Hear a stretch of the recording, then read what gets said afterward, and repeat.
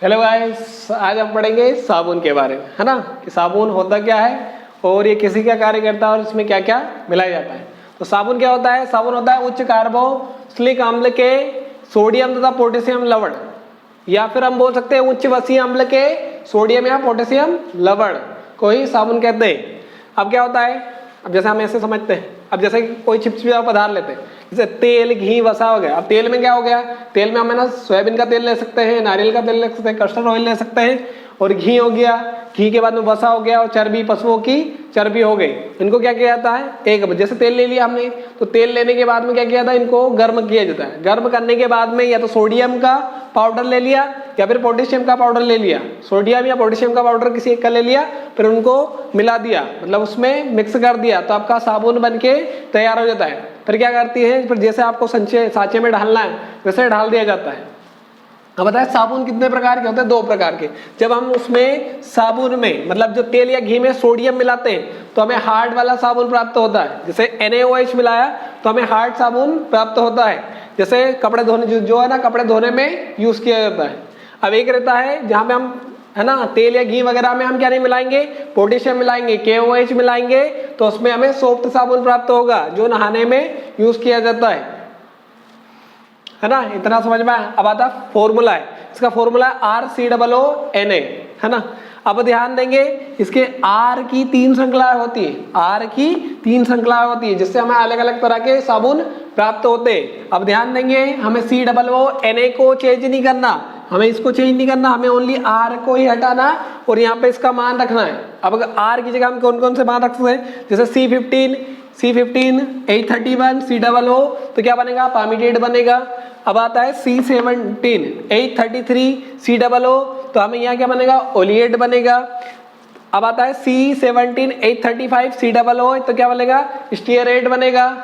इतना आया समझ में? अब ध्यान देंगे, जब हमें हार्ड साबुन बनाना है तो हम यहाँ पे क्या रखेंगे? सोडियम रखेंगे, सोडियम रखेंगे। और जब हमें सॉफ्ट साबुन बनाना है तो हम यहाँ पे क्या रखेंगे? है ना, पोटेशियम रखेंगे।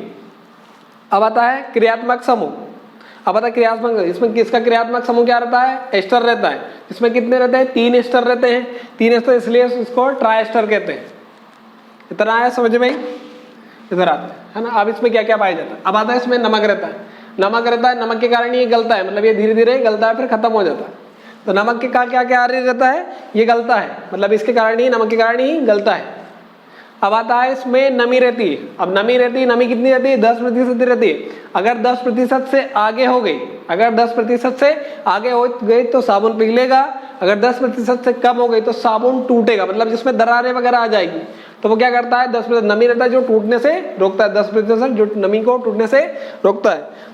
कभी कभी क्या होता है कि हम नहाते टाइम हम मुंह वगैरह, फेस वगैरह पे लगाते हैं, फेस पे लगाते हैं तो क्या होता है कि जो हमारे जो साबुन है वो हमारी आंखों में चला जाता है, आंखों में चला जाता है, फिर क्या होता है? हमें जलन होता है। तो कौन सा एसिड रहता है?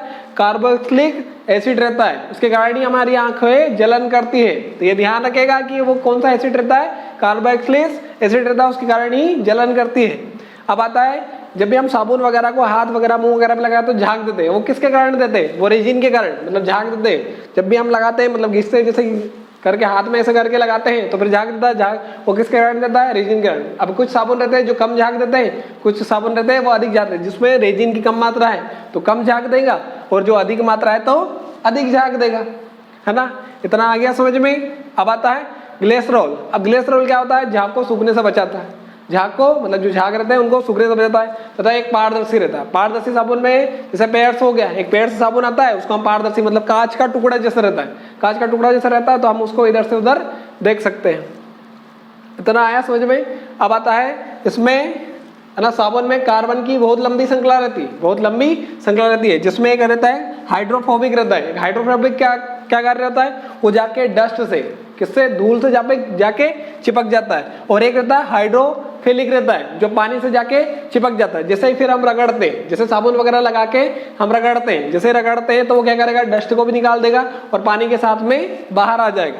तो ये हमारी जो है ना, जो कपड़े वगैरह है वो साफ कर देता है। अब क्या होता है? झाग को हम माइसेल भी बोलते हैं, यहाँ पानी की पतली परत रहता है, जो झाग रहता है पानी की बहुत ही पतली परत रहता है।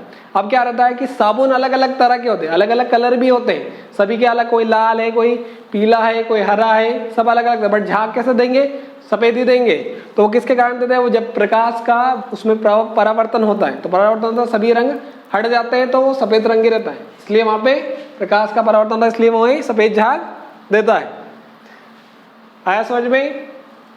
ओके, नोट कर लो।